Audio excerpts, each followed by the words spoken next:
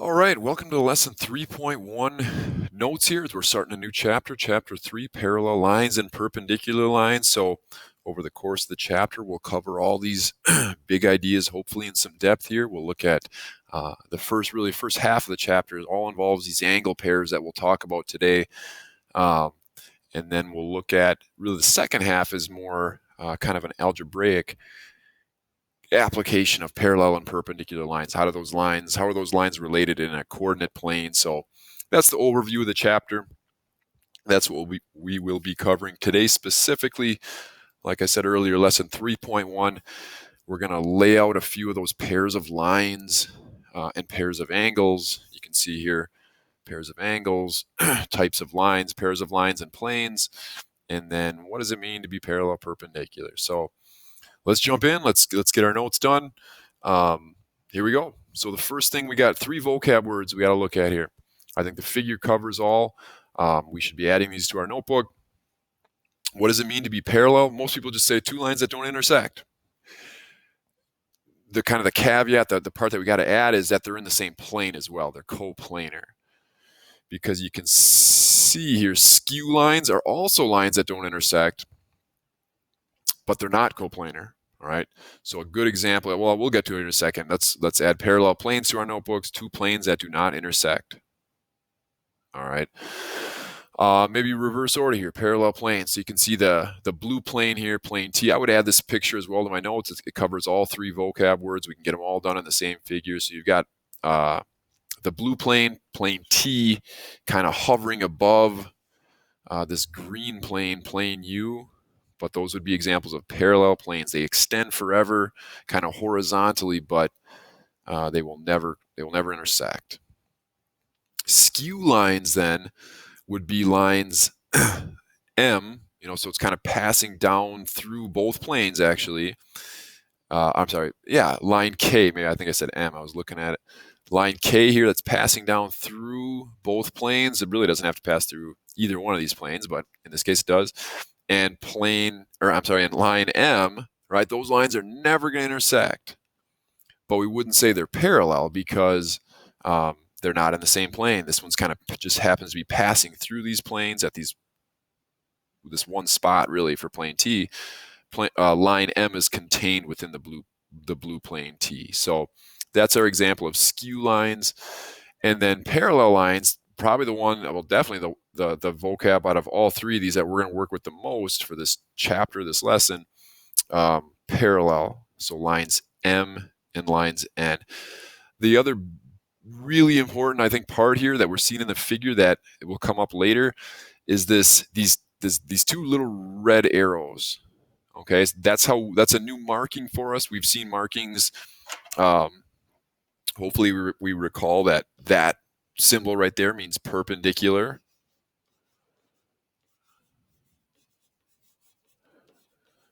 All right, it's a nice shorthand way for us to say perpendicular. What does that look like in a figure? If I have a figure with perpendicular lines, we have to add a right angle symbol. So I'm just trying to connect these little red arrows. There's 2. They shorten things up for us. So in a figure, if we see them, or if we wanted to indicate that 2 lines were parallel, I would put these little arrows on them. Okay, so it would look something like, I know I'm tight on space here, but if I have 2 lines here, and are those parallel right now? Not right now. I'm just putting the line markings on them. But if I say, hey, you know what? I want you to know that these are parallel. It doesn't have to be red, obviously, but I would put they end up being more like V's on them, little arrowheads or sideways V's. Those indicate, yep, this line and this line are parallel. The other part we're seeing here, kind of like that we would see in text, or as far as like directions, these 2 little vertical lines, this is how we would see perpendicular. So, or I'm sorry, parallel. So this symbol right here kind of equates to this symbol right here for parallel. And then these arrow markings kind of equate to this marking here when we're talking perpendicular, okay? So how does it look in a figure right here? How does it look more in text and directions right here, okay? All right, so up to example 1. Here we go. We've got this, what we'll eventually kind of learn to be what's called a prism. bunch of like what we would call faces, sides of it. Basically, I've got this pentagon up front here, A, B, C, D, E. This is point E. And then the same pentagon in the back, F, G, H, I, J. So if we think of all these as lines and planes, let's answer the question. So basically what I'm looking for here is which lines kind of fit this description. So lines parallel to line AF. So the first thing is to do is just make sure we're working with, all right, here's line AF right here, if we're kind of picturing this as a line.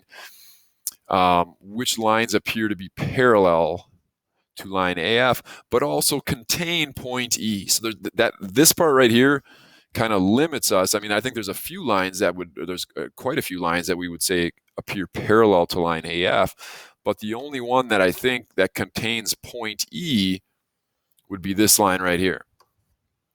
All right, is this line AF? Let's maybe change colors here. Is this red line and the blue line in the same plane? Sure, they're kind of laying on that plane AF E. I covered up the letter there, but they're all on that one side of this prism. So I think for this particular one, I can't even read it now because I covered it up. I think that's the line EJ. Line, remember with the arrows on it, line EJ is one that I would say it definitely appears parallel to AF. Okay. Next one. Which lines containing point E appear to be skew to line AF? So we're still working with this, this is kind of our original line, okay? Which lines are skew to that? I would say this line, that also contained this one right here, would be line DG or GD.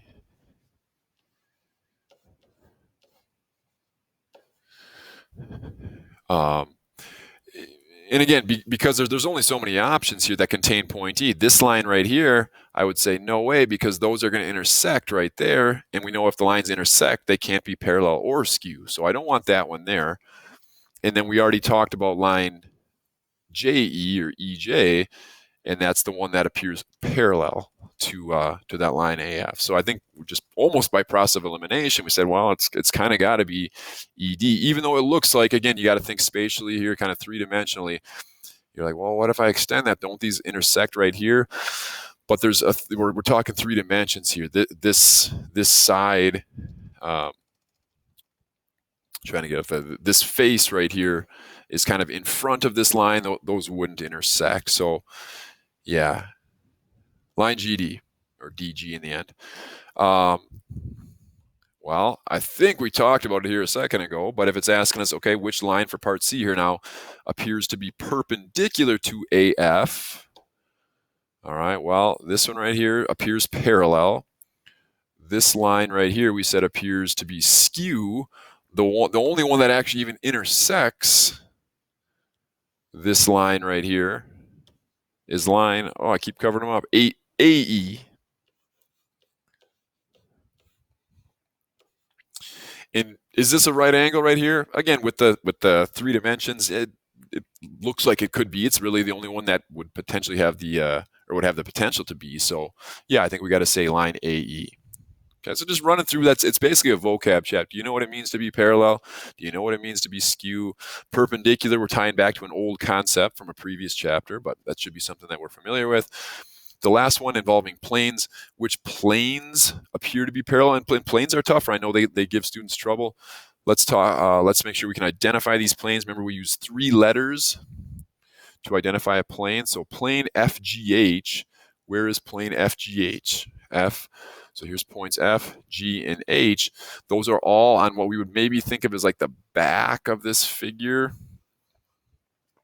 All right, so kind of that back, and again, I'm using that loosely, but that back pentagon figure there, which plane appears to be parallel to it? Well, if we're referring to the back, this front plane here would be the one that I would say, okay, hey, that appears to be parallel, and it also contains this point E. So I think we want to say, remember, we got to write out the word plane, and I have choice. I can pick any one of these 5 points here. So I'll go AED. Why not? All right, so there's an example of how I might check to see, do you know what it means to be parallel lines, skew lines, perpendicular lines, or parallel planes? Okay. All right, let's look at two postulates here that come up in this section. Remember, postulates for the most part are those really kind of like, hopefully, kind of like obvious ideas, a statement that, of course, that has to be true. So if I said, hey, come up here and I want you to draw, you got to draw a line, a couple stipulations. It's got to pass through point P, okay, and it has to be parallel to line L. So I pass you the marker and you say, no problem, I can do that. I draw this line right here. It's passing through point P like we said it has to be. I'm going to update our new marking and say, yep, that's parallel to that line. Say, hey, good job. You did an awesome job. It's not perfect, but we free-handed it. And I say, hey, all right, hand the marker to a classmate and let them do it. I want you to draw a different line. And you start to kind of think about it and say, well, wait a minute here. Hold on. If I got to get through this point right here, how many more lines could I draw? And basically any other line that I draw at some point down the road, is going to intersect with this line L and wouldn't be parallel. So the postulate that goes along with this, it's called the parallel postulate. And I hope, as we just add this part to our notes, the parallel postulate says there is exactly one line through point P that has to be parallel to L, right? There's no more than one. There's exactly one. There's no less than one either, right? We can say, well, there's none. There would always be able to be one line, okay? All right. Pause if you need to, obviously. Go to the next one. Very, very, very, very similarly, same setup. Hey, get up to the board here and say, hey, through this point, though, instead of being parallel, I want to make sure that the line that you draw is perpendicular to this line L. Say, okay, yeah, we can do that. Well, before we go too far ahead, and you'd say, yep, here's my line, markings-wise. We all know that this needs that symbol and say, yep, we're perpendicular.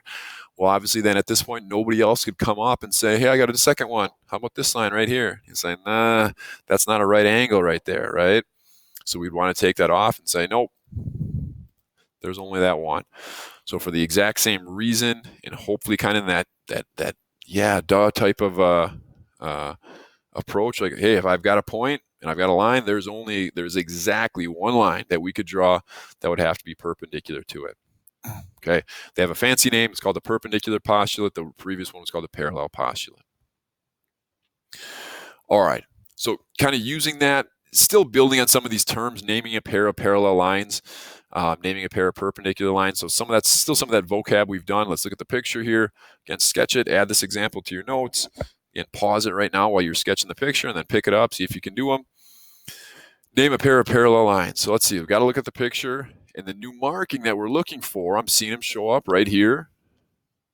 And right here, there's my indicator that two lines would be parallel. So this is as much as anything, checking, do we still not know how to write and talk about lines? So I'm talking about this line right here, line AB, line, so got my arrows, and line CD, or DC, however you want to say it. Okay, I'm talking about those two lines, and I could write out is parallel, AB is parallel to CD. Here's an opportunity to use that symbol, that new abbreviation for parallel. It's two vertical lines. We'd put them in between them. We would still say the words is parallel to, so line AB is parallel to line CD. So that's what's going on there. All right, next one. Again, a little bit old school here because we've done this in previous chapters, but name a pair of parallel lines. The marking I'm looking for is right here. All right, angle. I know that this line, so let's call it line AC, has to be perpendicular to line AB because of that symbol. Just like we did in the previous one, we have abbreviations. So instead of writing out the words is perpendicular to, we can see it actually being used again right here. AC is perpendicular to line AB. All right, this last one, as far as an explanation. All right, let's just take a look. Let's see what's being asked here of us. It says, is line AB? Let's highlight it. All right, why not? We have the ability to highlight. There's line AB. is that perpendicular to line BC, which BC is right here. So, I mean, you could definitely, I think, say, all right, whatever. I don't see a right angle marking there. There would have to be some sort of indication that this is a right angle. So I think that's a decent explanation.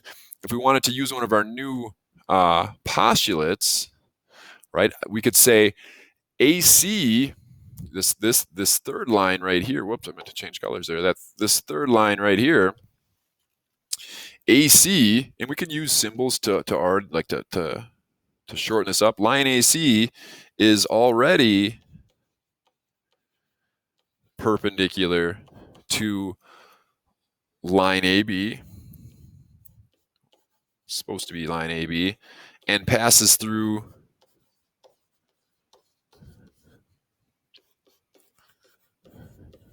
point C. All right. So it's kind of that perpendicular postulate. Okay, I've got line AB, I've got point C. How many lines can I draw that pass through point C that are perpendicular to line AB? Well, just this one. Any other lines that pass through point C, like this blue one here, like line BC, there's just no way that the perpendicular, and here's where I could reference that, the perpendicular postulate, as far as like a justification, a reason as to, oh, okay, yeah, that's what that perpendicular postulate says. You can only have one. Okay, so that's kind of an alternate way to explain that as far as how we know that it's perpendicular or not. All right, so that's kind of all focused on the same three vocab concepts. This idea of parallel, perpendicular. I know perpendicular didn't come up here, but we mentioned it earlier. Parallel, perpendicular, skew came up a little bit, parallel planes, kind of all focusing on that concept. Yeah, pairs of lines, pairs of planes. The last thing, and actually probably the bigger portion of this lesson, even though there's only 1, 2, 3 slides left, focus on, like I said, a concept that's probably going to definitely carries into lessons 3.2 and 3.3. So more of a carryover, kind of a big picture concept coming at us right here. Let's start with one other vocab word. It's one of, I guess, one before we can kind of get into it here, but what's called a transversal. All right, so a transversal is just any line that intersects two or more other lines, other coplanar lines. So if you kind of think of this as, here's line M, cursive M. Here's line N, so two just totally random lines. And then I draw this line right here, line Q or whatever you want to call it. There's my transversal. How many lines is it intersecting? It's intersecting this line right here. It's intersecting this line right here. So there's my two or more. It intersects two or more coplanar lines at different points. And then the follow-up, so that's just to kind of put that to rest. Line Q would be our transversal in this picture. The follow-up, or what I'm asking here, is how many angles does that create, right? If I start with a line, I start with a totally separate line, and then I draw this, so no angles really right now other than maybe some straight angles, and I draw this, a transversal that hits them both. I now all of a sudden create 1, 2, 3, 4, 5, 6, 7, 8 different smaller angles, not including those, again, the straight angles or the linear pairs that are there. All right. So here is the number one big thing. I'm actually probably going to hold off on this and actually make our own. I want you to make it with me. Here's the big takeaway note for the second half of this lesson. So let's start with a picture. Doesn't have to be super fancy, but try to leave some space maybe around it here, because we'll add notes kind of maybe in the margins. And I'm trying to be somewhat space conscious. All right, we don't even have to name these the lines. For right now, let's just call it line whatever, because we're not really going to reference them. And then, just like we made before, Let's draw a transversal. And I'm purposely trying to draw these lines so there's nothing special about them. They don't look parallel. They don't look perpendicular. Nothing like that. Although these kind of look perpendicular, but I would say no, they're not supposed to be. And let's go ahead and use those same numbers. Let's number these angles. 1, 2, and the order's not really important. 1, 2, 3, 4, 5, 6, 7, 8, like before. All right. We have some new vocab as far as names of angle pairs. In this lesson and the next two all involve us knowing and learning the names of these angle pairs. Okay, we did this in lesson 1.6. We had some angle pairs that came up in there. Let's put those on our picture here, even though they're not new. We have linear pair. That should be a word that's familiar to us. A linear pair, remember, it's kind of definition-wise are adjacent angles whose non-adjacent sides form a straight line. Okay, so anything essentially side by side. We have a whole bunch of them up here. 1 and 2, right? 1 and 2 would be a linear pair. 2 and 4, 4 and 3, 3 and 1, right? So there's 4 different linear pairs going on right here, and then for that same reason, there's 4 different angle linear pairs going on down here. So let me just list one of those just as an example and say, hey, you know what? This is old school. This is review. Angles 1 and angle 3 fall into that linear pair category. All right. One other one that we've talked about that's come up in previous chapters really would be what's called vertical angles. All right. So this is just kind of reviewing some angle pairs that we already know about. And we said we're looking for the X when we're looking for vertical angles. And we end up with 2 kind of X's, a big X here, the pink line and the black line, and then the same thing, an X down here, the pink line and the black line. So the vertical angles, remember, on opposite sides of the X. So like angles 2 and 3 would be an example of vertical angles, and then a pair here would be a vertical angles would be 1 and 4.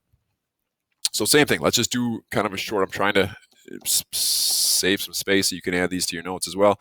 Let's do angle 2 and angle 3. All right, so we'll kind of just tuck those away for right now and just be like, okay, hey, we know about those. We have names. If we see those pairs, those are ones that we already know. We've got some new ones. All right, the first new vocab word here for us is what's called, and I'm going to write it out. Let's see if I can find some space here, maybe on this side. Corresponding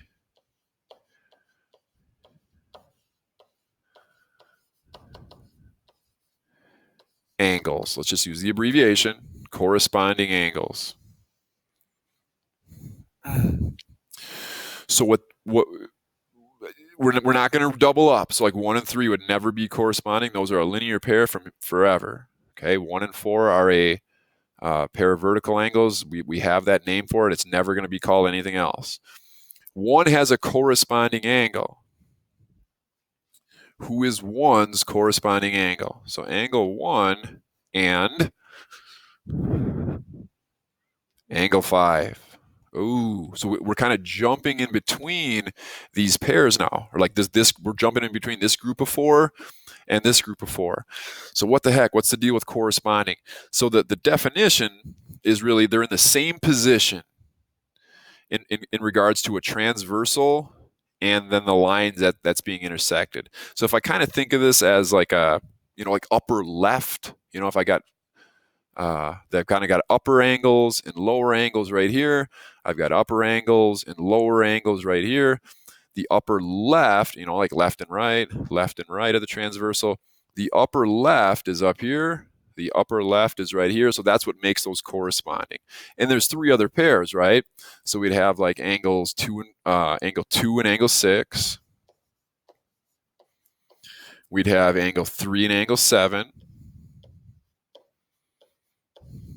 And then lastly, angle 4 and angle 8. Okay, they're all in the same position in regards to their specific group of 4. Lower right, lower right. Okay, we need to make that connection. That's a huge word for us. Corresponding angles, same position. Okay. Let's see if we got enough colors to make this. So that's one new pair of angles. Next new pair of angles, just giving it a name basically though. Before we do that, let's call this, let's define a couple of the regions here. These four angles, so like angles basically from here to here, this is what we would call the interior. Interior, forgot an R there. So 3, 4, 5, and 6 are what would be called interior angles. Think of it kind of they're in between, the black lines in this case, and then maybe we can just abbreviate. Angles 7, 8, 1, and 2 would be called exterior angles. Okay. All right. So we're going to attach those words to a lot of these other angle pairs. So we're going to have our next name, if I can squeeze it in here, if I can find a spot. I'm trying to run out of room here. Let's call it alternate. Oh, man, having a rough go of it. Alternate interior angles. Okay, so interior narrows it down to these angles right here and here, 3, 4, 5, and 6. So alternate interior means alternate sides of the transversal. So what is it? Is it 3 and 4? Or is it 3 and 6? Right? If I'm talking about angle 3 having a partner here, right? These are all angle pairs. Whoops, let's stay with red. We're talking about staying with a partner. Okay, who's 3's partner when we're talking about alternate interior? It's got to be 6. Well, why not? 4 is on the alternate side, but we already have a better name for 3 and 4. Remember, 3 and 4 would fall into this category of a linear pair, so we're not going to rename it, just like we said here. 3 and 4 has a perfect name already. It's called a linear pair. So we need a name for this pair right here, 3 and 6. So 3 and 6 would be a pair of alternate interior angles. There is one other pair, angles 4 and 5. All right, because they're on alternate sides and they're interior. Let's stay right with that. That word alternate there, I'm going to try to fit it in down here. Maybe box this one off and say, all right, we're good there. Let's go with alternate exterior angles. All right, so for the exact same reason, right, alternate different sides of the transversal, not 1 and 2. We already have a good name for that. So if angle 1 has an exterior angle partner, can't be 2. That's already called a linear pair. So we got to jump all. What's the only other exterior angles? Well, 7 and 8, but these 1 and 7 are on the same side. So we're going to talk all the way from 1 down to 8. Those are alternate exterior angles. My other pair would be 2 and 7. All right, so there's another vocab word for us. For right now, I think I'm going to leave it. We got one more to do. So we've covered all situations, alternating 1 and 8, 2 and 7. Let's talk about same side or consecutive. So for right now, I think this will be the last, and we'll squeeze it in on the left side here. Consecutive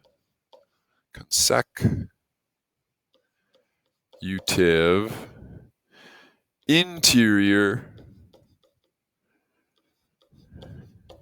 angles. Kind of a longer one there for us. Consecutive interior. So we're back to talking interior. So what are my 4 interior angles? 3, 4, 5, and 6. Which ones are consecutive? Well, 3 and 4, linear pair. 3 and 6, alternate interior. By process of elimination, 3 and 5 would have to be in here, consecutive interior. And consecutive means, again, think same side. They're right in a row, 3, 5. There's nothing in between them. We are skipping over, right? It's not 3 and 1. It's 3 to 5. They're interior. So angle 3 and angle 5, as well as angle 4 and angle 6. So it got a little bit cluttered there, but I think we got it done. There is another. You say, well, what the heck? What about 1 and 7? Those are actually called, and I'll flip back and forth here a little bit. Not consecutive because they're not necessarily in a row, right? So if I'm talking about like angles 2 and 8, those are what's called same side exterior angles. They're on the same side of the transversal, but they're not necessarily consecutive because remember we would have some other angles in between here. So 2, skipping over these couple, and then down to 8 would be same side exterior. It wouldn't hurt maybe to add that. I just kind of ran out of space here, to be honest with you. And these would be the big, these new ones, 1, 2, 3, 4, that we got to be aware of. That'll come up the most, a little bit with same side exterior. So again, if you got the space, which you should hopefully have, maybe squeeze it in here, same side exterior, angles 1 and 7, and 2 and 8. Also, one thing worth noting here, abbreviation-wise, maybe I can do it on mine. Corresponding angles, I'm okay with you abbreviating CA, okay, for corresponding angles. For alternate interior angles, you can call it alternate interior angles, AIA. Just kind of using the big letters. Alternate exteriors, we can call alternate exterior angles. And then, you guessed it, consecutive interior can be CIA, consecutive interior angles. It's a lot to remember. So this is the slide, this is the page that we got to be able to kind of commit to our memory. Some people make flashcards with like a picture like this, and you quiz yourself. Hey, what are corresponding angles? What are alternate interior angles? What are the alternate exteriors? Okay, so for right now, I just need us to be able to identify. So here's a good look. It's our last slide, our last example. Identify all pairs of corresponding angles. Let's just do one at a time here. So where are the corresponding angles in this picture? In this one, I think already flips it on us. It's tougher because, like, what? This doesn't look like the picture we just made. So one of the strategies, whether it's homework, whether it's quiz, is in the past, I know a lot of people rotate their picture.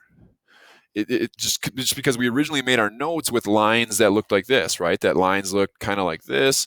And we had our 1, 2, 3, 4, 5, 6, 7, 8 angle pairs. Well, now all of a sudden,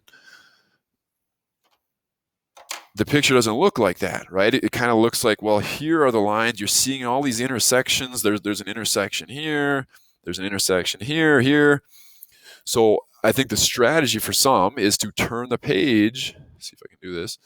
And get it somewhat situated. Whoops, I meant to keep being able to drag it here. Where we can identify these angle pairs. So corresponding, let's see, they're in the same position. So I've got my 4 angles right here, and then I've got my 4 angles right down here. I think I can still read them. We'll be okay there. So if I'm thinking upper left, I'm talking angle 5, and angle 7 is kind of upper left. Angle 5 and angle 7. Correspondings are the one that comes in with 4 pairs. So if I start thinking upper right now, I'm talking 1 and 3, angle 1 and angle 3. Lower left, if I'm talking, that's a 6. I'm trying to make sure I don't do it upside down. A 6 and an 8, angle 6 and angle 8. And then angles 2 and 4 is what we would maybe think of as lower right. All right, so this is definitely one that if you don't turn your paper, I think it does get kind of tough. All right, from here, let's just run down our list. Let's see, alternate interior angles. For the most part, it looks like it's in the same order that we learned them. So alternate interior but different sides. So angle 6 and angle 3 and angle 2 and angle 7. All right, what are we up to next? Alternate exterior angles. So we're talking 5 and 4, looks like, angle 5 and angle 4, and then angle 1 and angle 8. Angle 1, right here, and right here, alternate exterior. Consecutive interior angles. We're talking same side interior, so 6 and 7, as well as 2 and 3. And then it did come up here, so I'm glad we mentioned it. Our last pair, you can use that SSEA, that same side exterior angles. So same side, but exterior, so 5 and 8. And then same side exterior, 1 and 4. All right, so for the most part, that's what I'm asking you to do for this lesson, is be able to recognize, maybe with a different looking picture, ones that's not so just cut and dry or traditional as we made our notes. That's the strategy. Rotate your paper, rotate maybe your head so you can kind of see it differently. There's going to be ones that we don't have names for. We don't have a name for 6 and 4. All right, that's a mix of interior, it's exterior, they're not corresponding. We don't have a name for that. So there's still angle pairs up here that we don't have names for. But don't forget vertical, 5 and 2, 7 and 4 would be vertical, linear pair, 1 and 2, stuff like that is still at play here. But yeah, there's definitely going to be ones, 1 and 7. We don't have a name for that.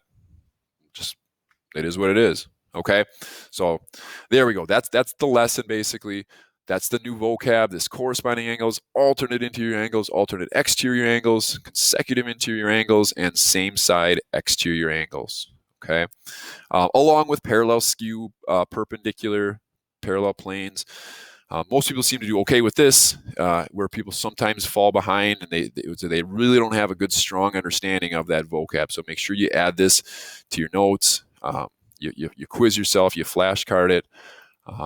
But I think we've identified pairs of lines and planes. Yep. Parallel and perpendicular lines. We talked abbreviations there. And then we spent the whole last part of the lesson was identifying new pairs of angles when we start adding this transversal. So we can definitely call lesson 3.1 done. We've hit all the big ideas. That's all I got for you. So I will see you in future lessons.